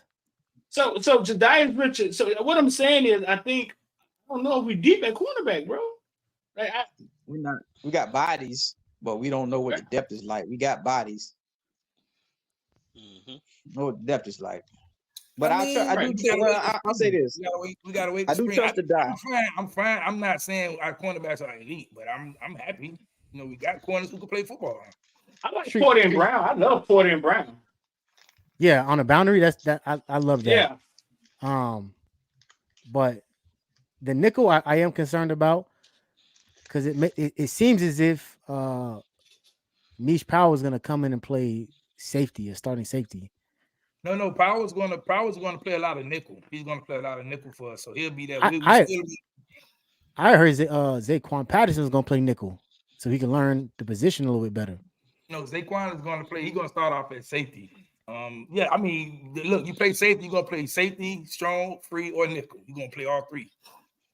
Mitch going to play the couch role, right, X? That's Powell. Yeah. Powell, he's going to come in. He's good in covering. He's good in covering slots and stuff like that. Right. But that gives him an opportunity to move around. Zaquan going to be fun. So you think Zaquan starting safety? He is. Alongside with the Vanderbilt guy? By the end of the season. I didn't say that. I just said this. He's going to play safety. I ain't say he's going to start at safety. So who's his 2 starting safeties? Harris and Riley. Yeah, it'll probably be Harris and Riley. Williams for now, or it'll be Harris and the guy from Vanderbilt. Savion Riley. Mm-hmm. I like Jaden Harris, man, but I feel like there was a drop off. Maybe it's because Cam just kind of elevated that position that everything else seemed less to me. But I don't know. I don't feel great about I didn't feel great about Jaden Harris.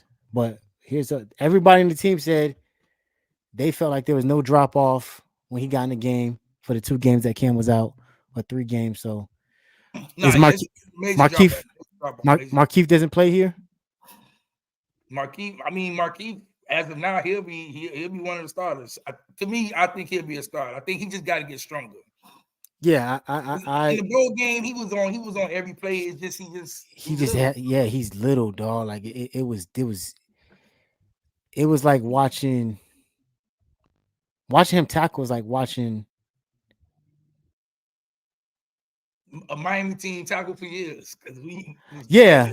I'm trying to think of a good analogy without being disrespectful, man. Shout out to Marquise. You know what it was like? Do y'all remember X? I know you remember that UVA game with Merriweather. I think that was like his first start. I'm not sure. Oh, when UVA had that big running back. Yeah, that big running back and they couldn't tackle him. Yeah. Y'all remember the movie Little Giants? Yeah. That's what it looked like. God damn. But he was everywhere. He was around the ball. He was instinctual. I saw him on the blitz. He did show it a little early, which gave me flashbacks and nervous sweats about Manny Diaz. That was probably Manny Diaz's biggest issue. He could not coach how to scheme up and disguise a blitz. And you knew it was coming from a mile away if you're the quarterback. And it bothered me to no avail.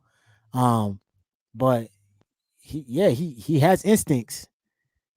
Absolutely. It's just when he gets there, it's not like when Cam's tackling or when James is tackling. So let's hit these questions real fast before we get up out of here. Maybe you got some insight on this X, but Birdstone asks, does Cam get number 1? It looks like he'll have number 1. That's all I can say. What Cam? McCormick?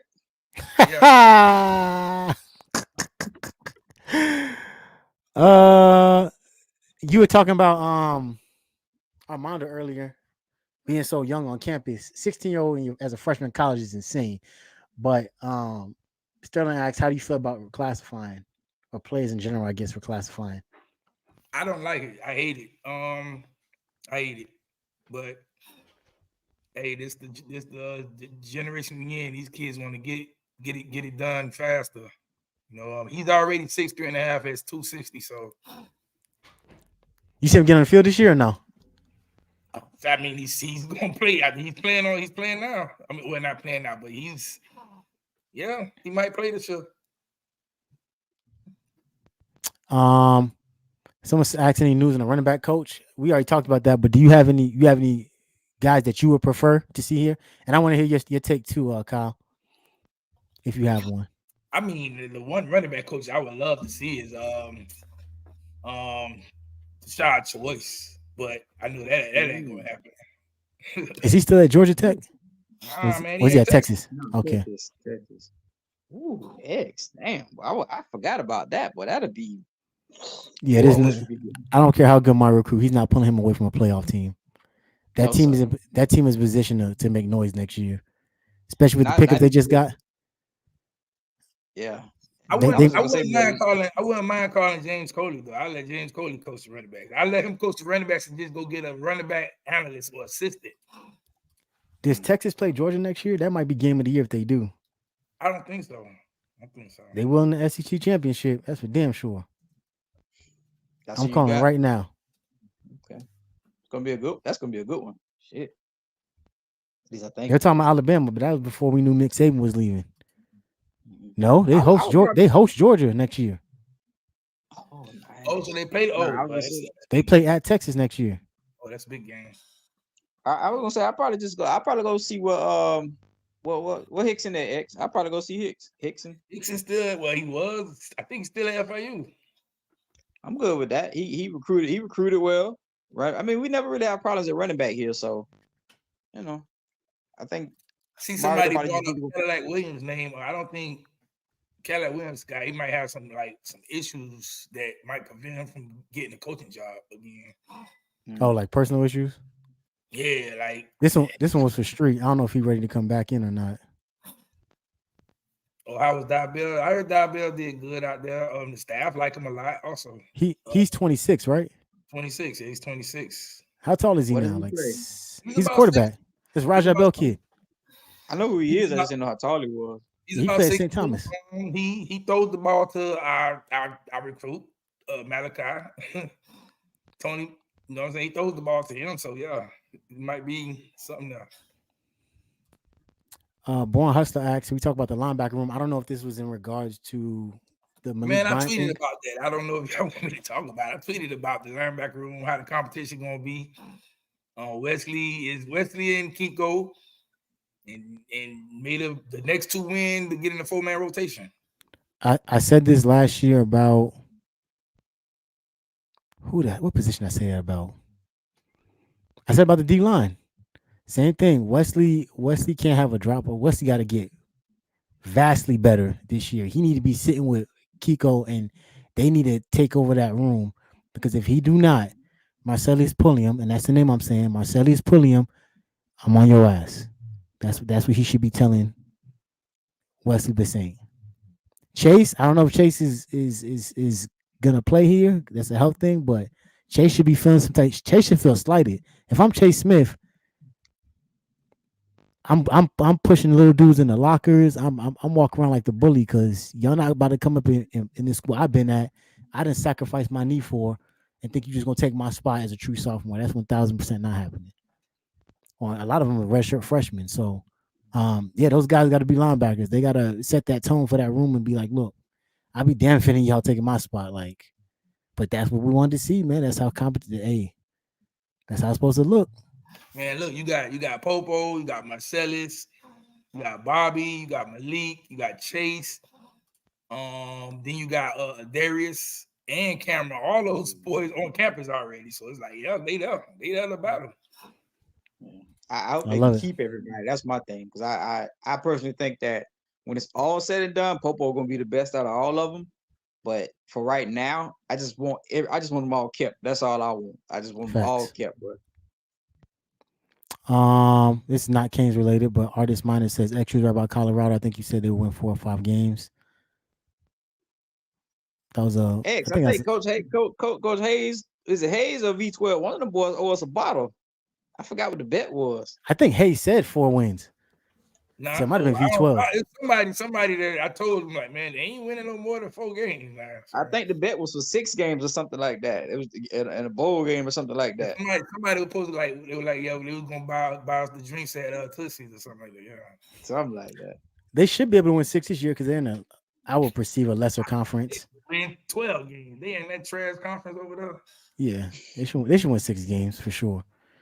They should be one of the more talented rosters, but that's hard to say because they have so much turnover year in and year out. I can't tell who's there and who left. So, someone said we need an alpha receiver, Frank Myers. It's pretty obvious, but like we said, people are allegedly saying that, or X is saying that JoJo trying to take a spot. I mean, he's trying to be.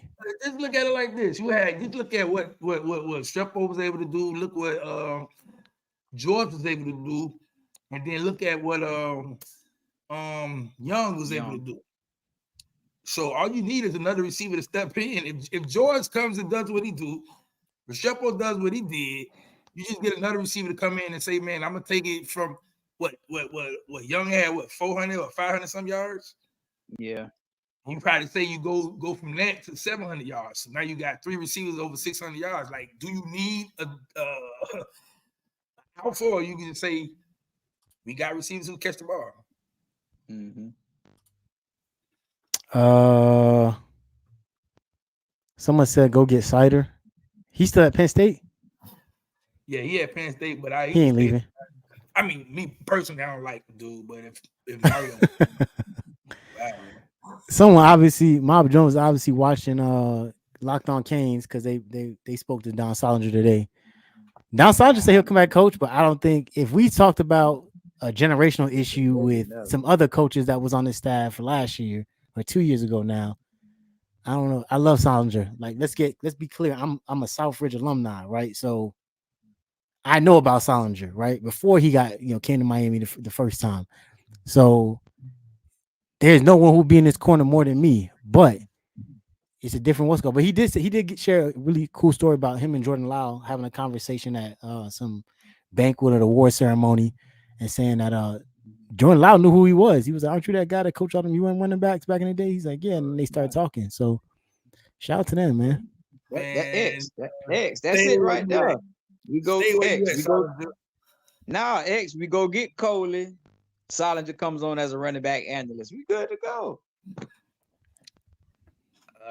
Now, real talk though. That's a legend. Though. Salute to that man though, for real. It's a little old, but someone said Telly Lockett. Where's Telly at right now? Telly is with Marshall, I think. There's a connection there with Gidry, right? Yeah. And he coming back home. He went to Marshall from where? From Florida State. I thought he was like at FIU or something like that, like a lesser. FAU or FIU. Yeah, I think he was at a lesser school. FAU or something like that. G. Murtho actually think Bama stand on business. I don't know what that means, but yeah, I don't know. Barnhurst asks how his pancake looking. He's not doing anything right now. He won't be ready till exactly springtime. Okay.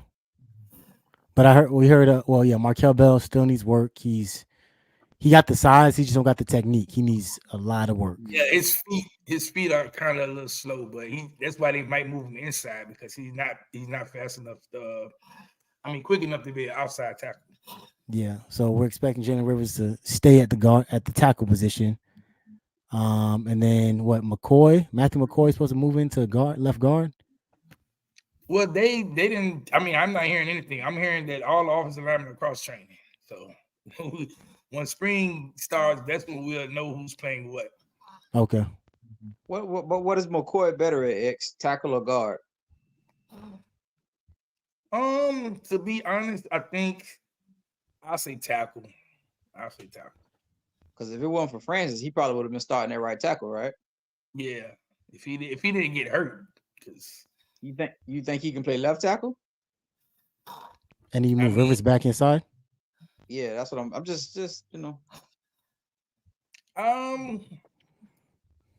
So again, this is what I've heard. Also, I've heard that Francis could move inside, right, the left guard, and then you could put McCoy or Sampson at right tackle. Mm-hmm. That's what I'm wondering. Like, would you I know Rivers, and we're gonna move on, but I know Rivers' position next level is at guard, right? But that man played so well at left tackle. Would you really even consider messing with that X? I mean, they gonna put the best five on there. So if he's the best guy and he's playing left tackle, he may not get drafted as a left tackle. He probably get picked up late round as a guard. You know what I'm saying? All he got to do is just play good. Period. Right. They'll pick him up because they'll figure it out. The NFL. I mean, yeah, gotcha. Oh, and then I heard about Bruno too. Tommy Kinsler is supposed to be making some noise too. Yeah. Oh yeah. He's a big boy. Another big giant. He's probably the only guy that can look eye to eye with the JUCO with Markel Bell. Yeah. He's a giant. I think they both 6'7", 6'8". Well, Markel is listed at 6'9", and Kinsler that's crazy. Is 7.5. Nasty work. What else we got? Rashad Haynes says, X, we need little Vernell Brown the third. Who is that? Oh, that's the receiver over. I mean, he did good at doing the 7-on-7 battle Miami this weekend. Okay. Where he from? Where's he from? I gotta look at the list. I don't know exactly where he's from though, but yeah, they recruiting him. What's his stats? What's his size? I mean, like tall guy, little guy? Let me look it up right now.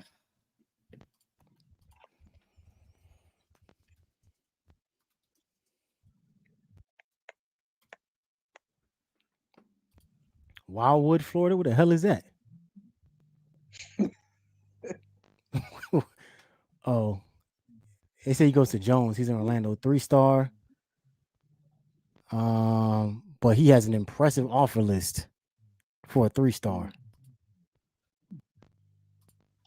He must be a speed kid. Let's check this out. He got an Alabama, Arkansas, Auburn, Charlotte. Clemson. Dang, there's a Clemson offer in there. Yeah. Man. Oh, Manny recruiting him. Careful. Now Oh, look man, what everybody. name is there. I can't see it. My shit too small. What is that? Jess Simpson. Is his recruiter? Okay, that's weird. I guess. Ron Dugan. Damn, I didn't even think about that. Manny went back over there to Duke. What? Like all his assistants. Yeah, all his coaches is there. Yeah. I didn't Strength think coach about David that. Feely was there. Like, yeah, half the coaching staff was already his guys. They probably Man, vouched that's for him. He got a Miami offer.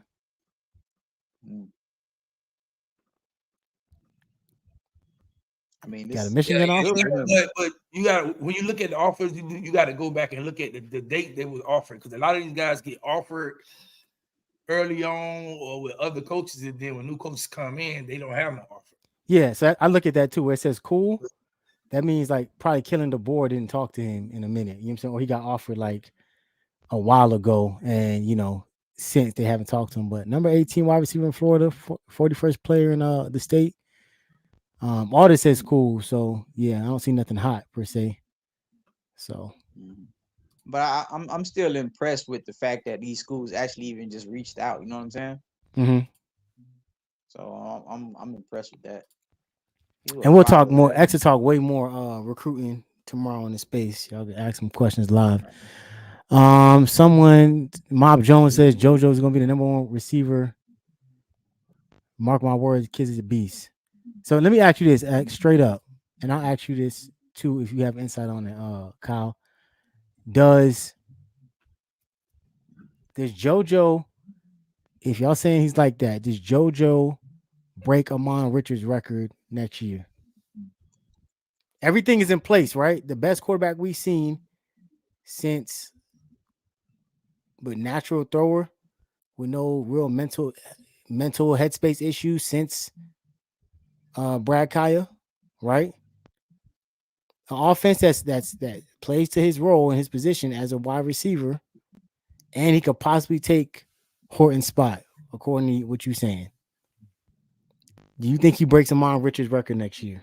True freshman receiving record, previously held by Michael Irvin. If he comes in and he starts, it's possible he could break it. What you think, Kyle? I don't think so. I think you got too many balls. I don't mean this in a negative way. Too many balls gonna be going to X. If you ain't feeding George enough, he might fucking lose his shit. The ball. I just don't think the opportunities are gonna be there. But you never know. That's just me personally. I think what is highlighting in his favor is if his route running is like that. I don't think it necessarily. I know people have the idea that he feeds the slot receiver, but if he is just open all the time, because that's one thing about George. George got his numbers because George is so good at getting open. His footwork, his ability to get off the line, to beat DBs downfield, is elite. And I think that's what, if you got 3 guys on the field, Cam Moore gonna be like a kid in a candy store. Because he's going to go through his reads, and if the pocket breaks down, he knows how to get out the pocket, extend those plays to get it to somebody that's going to be open, right? So if JoJo's like that, but then again, Isaiah Horton, you know what I'm saying, the limited snaps he got, he gets open. It ain't super incredible separation, but he does get open. So it's going to be an interesting spring camp for sure, man. We're going to make all these. Yeah, definitely interesting. So the Bernard Brown, he was offered by Miami in October of last year. but he just got an offer from Bama on the 24th. Oh, so the new staff, Kellen DeBoer offered him. Yeah, he just got an offer from Oregon on the 24th, Bama on the 24th, Nebraska, Maryland, Florida State offered him on the 20th. No. Florida State, he just went to junior day. So. Oh yeah, let's talk about that real quick. What are you hearing from Junior Day, man? Outside of my guy Pickett, man. Like what's some of the intel you hearing? Oh man, look, we finna have a top DB class. We're gonna have a top linebacker class. I won't say a top wide receiver class. We're gonna get some really, really, really good wide receivers. I think Mario gonna try to push for a top class this year, man. If he win on the field, they win 10, 11 games. I think Mario trying to push for their number one recruiting class. Yes, sir. If you told me 4 years ago that in 2024 we'd have the top 3 recruit class, you would have had to throw hands with me because I would have been like, ain't no way. I would have had to know so much that happened to get to that point. And mind you, Mario's record is what, 12-13 in 2 seasons at Miami, and brought in 2 of the best classes in school history since they started recording it. All you gotta do is win. Like I said, he gotta get out of his own way because everything is in play. Everything you need, you on the chessboard, and you got both your players set up, and they come in to try to take the queen. You know what I'm saying? I ain't saying the king yet. We ain't going for checkmate, but they looking to take the queen out, right? Like at some point, you got to be like, look, let me get out my way and let my bishops and my pawns and my rooks let them work, man. Shout out to the chess analogy. You know what I'm saying? But yeah, Junior Day. It wasn't even Junior Day. Everybody calls it Junior Day. Elite Prospect Day. Because we had some talent out there. Like we had some top 25, top 26, and a few 27. Man, we had some talent. It went great, man. Those kids, man. Look, Mario and the staff does an excellent job. Granted, we lost Tim Ice. You know what I'm saying? That was kind of some news that we didn't want to hear. But you know, Mario steps in once he loses the coach. Mario steps in and say, "Hey, I'm the running back coach until we hire one." But yeah, we're gonna have a good class, man. They just got to win on that field. Someone asked about Leland Smith. I think we talked about it already. We're not expecting him, so you shouldn't either. Shout out to Michael King, class of '90. I ain't from that far back, but. Shout out to the Ridge, man. What else? Mob Jones says Jacoby got screws loose. Georgia could take his spot if he's not mentally focused. That's fair. Like the same way I'm talking about Mario getting out of his own way. Goddamn, Jacoby Jordan got to do the same thing. Like at some point, you got to stop doing things that's gonna put you in a position to lose out. Like this is a draft year for you, right? This is an audition year, and we know X gonna get his numbers. Do he get 1,000 this year? I don't think so. I think the quarterback is a little bit better to work through his reads, and he can extend plays a little bit. So I think he's actually gonna take a dip in his numbers. But I think he needs 800 yards receiving to break the all-time receiving yardage record. So I think that's very much in sight. And then, like I said, Cam Ward is conveniently has passed over 3,000 yards plus the last 2 seasons. So he gonna get his numbers. Yeah, right? somebody asked, is our receiving core better than Washington State receiving core?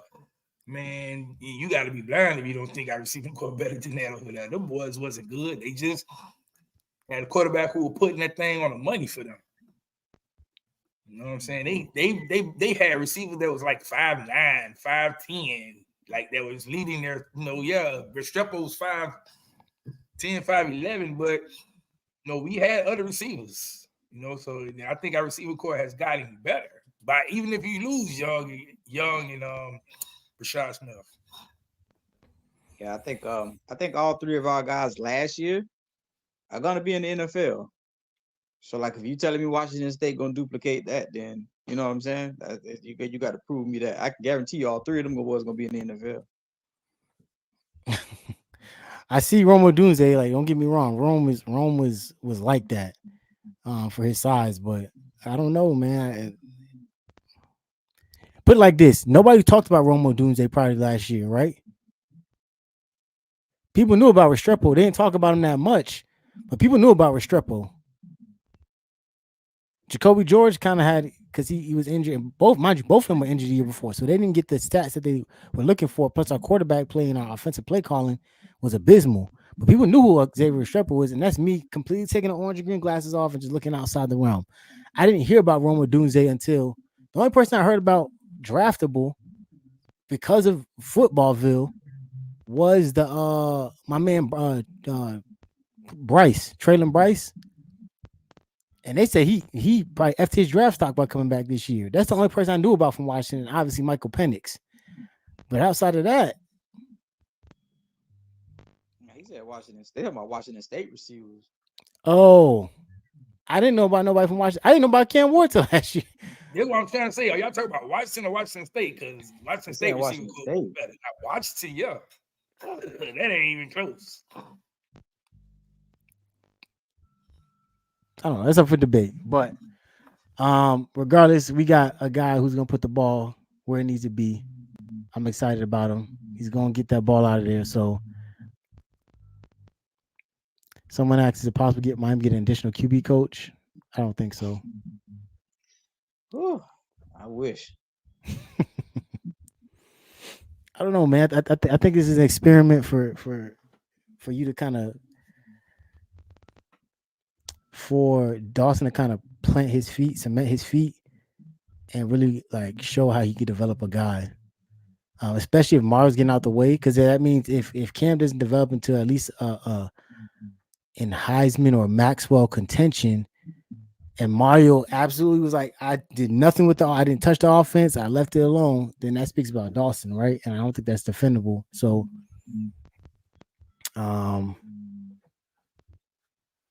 yeah. RQ asks, I'm gonna recant my if we going off stats, yeah, Washington State had a better receiving core, but they also threw the ball over 200 more times than us. Yeah. Cam threw for 3,000. Like I don't think Tyler got near 3,000 last year. He threw like what, 2,800? Cam threw 485 passes. Y'all know how much offense we left out there on the field. And he had what, like a 25-7 touchdown interception ratio or something like that? Yeah, 25 touchdowns, 7 interceptions. Now, granted, Tyler did that. We left out there, bro. As much as X may not be a fan of Kobe Young, there's no way he should have finished the season with 400 goddamn yards. Like, y'all know how much offense we left out there on the field. So it's too hard to look at the stats, bro. They was slanging the rock, and we was going into the other team. So.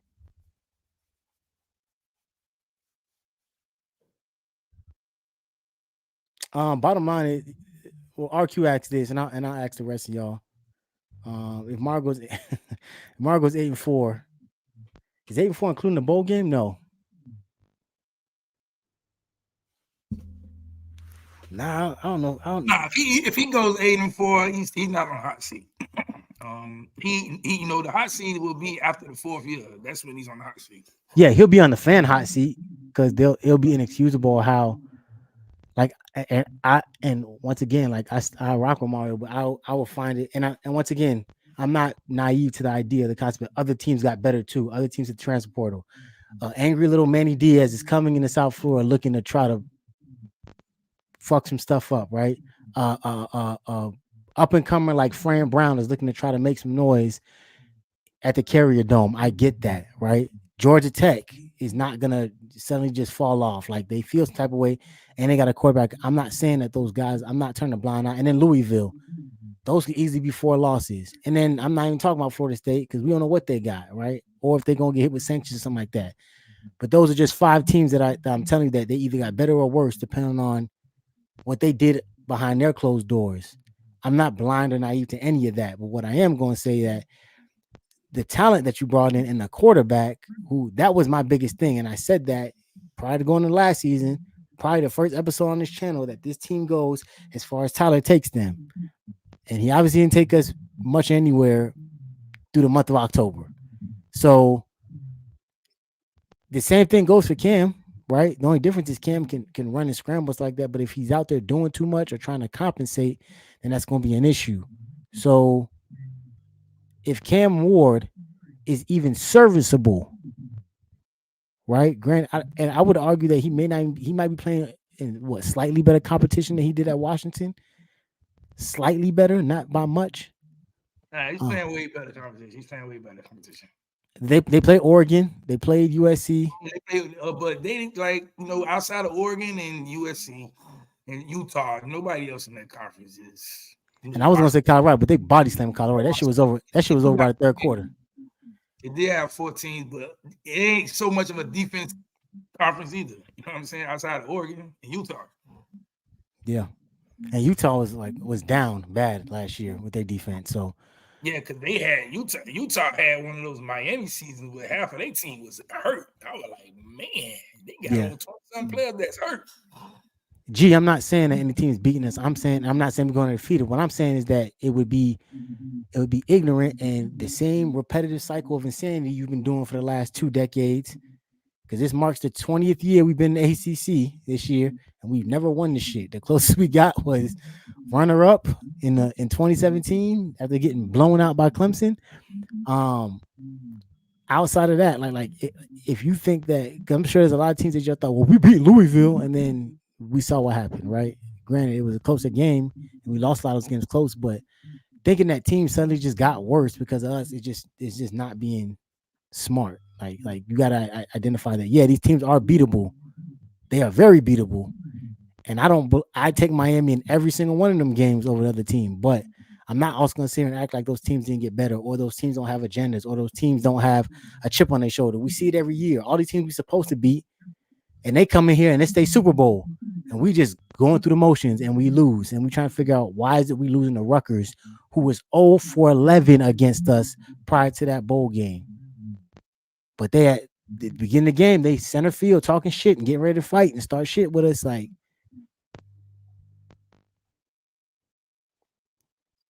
so like I said, 8-4 is definitely on the fan hot seat, but whether y'all like it or not, it's another year of improvement. Especially when a bowl game and go 9-4. But once again, I don't know if you can keep selling that to these recruits. I mean, it's an improvement, but I can understand. Last year I was like, ain't no fucking way, because I ain't believe in Tyler, but a lot of fans did. This year, it's gonna be very hard for me to say you get a guy like Cam Ward here, who is, in my opinion, the number one quarterback in the portal, and suddenly say with a 12-team playoff at play now, it's not 4 teams anymore. The incentive is a lot higher now. So yeah, you got something to play for. So yeah, I'm looking forward for a good season, man. I'm just happy. I'm looking forward for spring, man. I can't wait. Yeah, absolutely. I hate this time of the year. The only good thing is years like this, when it's the Olympics, you kind of have the Olympics to kind of help, ease that blank spot. You know what I'm saying? When there's nothing but baseball on, and I'm about to go crazy because I do not watch baseball or enjoy baseball. There's gonna have flag football in the Olympics this year for the first time ever, which is gonna be an absolute slaughter by America. I don't even know why these other teams are gonna sign up to play this. The only other teams I can see is giving them trouble is the same people that give America trouble in track and field. The Jamaicans maybe, and the Africans. Outside of that, it's pretty much a wrap. You know what I'm saying? Like, go ahead and shut it down, man. And NFL players are going to play. So good luck. Good luck, rest of the world. Have fun with that. He said, what record do we need to rank 12 or higher? I think if you're a second team runner up in the ACC, you should get in. You should get a bid. I think there's going to obviously be 6 at-large teams. They're going to probably throw a group of 5 in there. The group of 5. It's going to be three SEC teams, maybe 4. It'll be 2-3 Big Ten teams. It's going to be 1 ACC team for sure. It's going to be 1. I don't know, X. Because it says 6 conference champions to go. Automatic bids. Yeah, so you got ACC, SEC, Big Ten, Pac-10. Pac-12. Ain't no Pac-12. It's done. Big 12. Then I mean, Yeah, whatever, Big 12. Big 12. Then you got the G5 conference. Yeah, so that's what I'm saying. Like, but even if you win your conference, you ain't undefeated. You ain't getting in that 12. So you just got to be undefeated for that. but how do you win your conference and not be undefeated? I mean, they lose. Okay, you can win your conference and lose 2 out-of-game conferences. Yeah, okay. So you undefeated in the conference, you make it in 2 close losses against a out-of-conference opponent. See, the AAC conference, they go undefeated in the conference, but they lost 2 games out of conference. I thought the 6 bids was for automatic conference champions. I gotta look it up, but yeah, I have to see that. I mean, again, if just say, okay, so now Texas and Oklahoma's over there in the SEC. Just say they got Georgia. They're gonna change that shit. In 2 years, that's gonna change. Like they're gonna be like, Texas fuck them. Lost 1 game.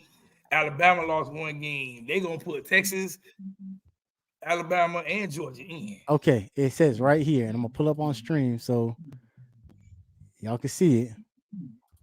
And I guess it changed because one of the conferences just basically dissipated.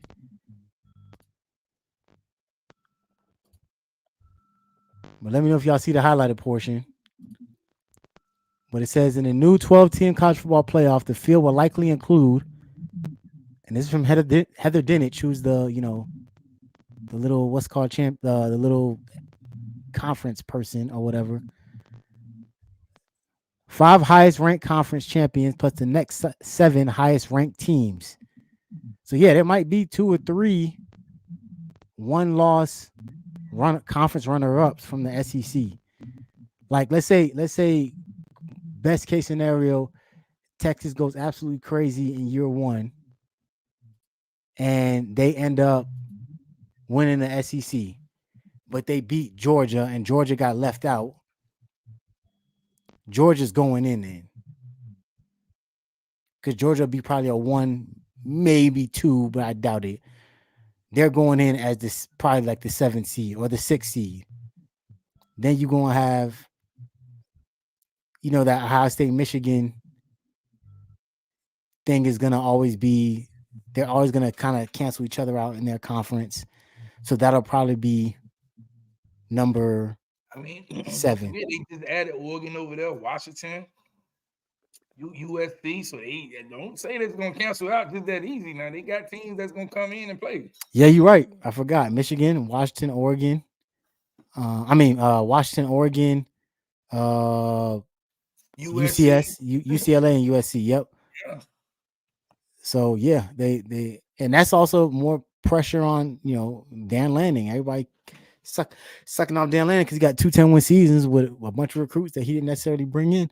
But now you gotta go to a bigger conference with bigger implications. You don't get to be the bully of the Pac-12 no more because USC's down. You coming with USC. You got to beat USC and you got to beat the Ohio States, the Michigans, the Penn State. So it's gonna be a good time, man. That's the conference I hope Miami goes to. I'll say it out loud. I hope we go to the Big 12. I do not want to be in the SEC. I think the games will be better, but I don't think Miami is on the caliber yet to be. I think if Miami goes to the SEC, we could end up being the Tennessee from a NCAA standpoint of the SEC because them people, them boosters and them people involved with them programs, they take that shit very personally. That hate runs deep over there. The Big Ten, it's like, we get to go to Miami for a game every year. You know what I'm saying? Like, so shout out to them. But that SEC, I don't know. And I think it'd just be cool. Like you would have to make like a USC and Miami rivalry in the Big 12. You got to do that where a home and home year in and a year out, just make them a new, because a lot of people think that they're the Miami or the West Coast. Yeah. And then, yeah, I don't know what happens with Florida State, but if Florida State ain't coming to the Big 10, or if they are, I don't know, because I heard the SEC don't want them. I don't know. Yeah, we both going to end up going to the Big 10. It's as a package deal like USC, UCLA. The one thing I think the SEC would let Miami in before they let Florida State in. I think we both end up going to the Big Ten. I think it's about ratings. I really do. I think Miami is just a bigger draw. Florida State fans are crazy and they think they're a bigger draw. But mind you, and I said this on record and I'll say it again, Miami with a not good record was put on more primetime games than the undefeated Florida State. Miami also never played on the CW at any point last season. Florida State did, and they were undefeated and won the conference.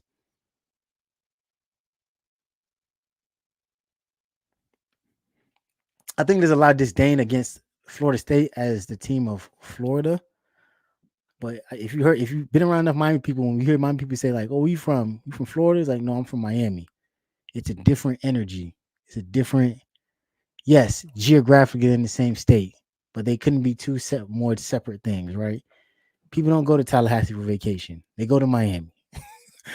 Let's be clear, right? So, but I would love to see Miami in the Big Ten. I really hope that happens. But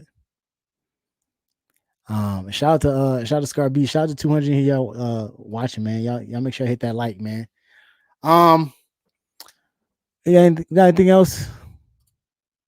Nah, that's it. You know, we space tomorrow. So 7:30, right? 7:30 every Wednesday, 7:30. Space. I know the vibes. Y'all pull up, man. Come holler at X. I know y'all got all those recruiting questions. Y'all ain't asked too much in the chat tonight, which is good. That means you got stuff to hit y'all up with tomorrow. X Kappa, I'll be in there listening. Street, I'm sure is gonna pull up. But yeah, man, appreciate y'all pulling up. Appreciate y'all being in here. I know it's been a little while. You know what I'm saying? We were just kind of gathering all information and news, but shout out to y'all, man. X, you got anything else to let these people know? Nah, that's it. That's it, man. March will be here soon, and we back on the football field. Yes, sir. All right, man. Salute to y'all.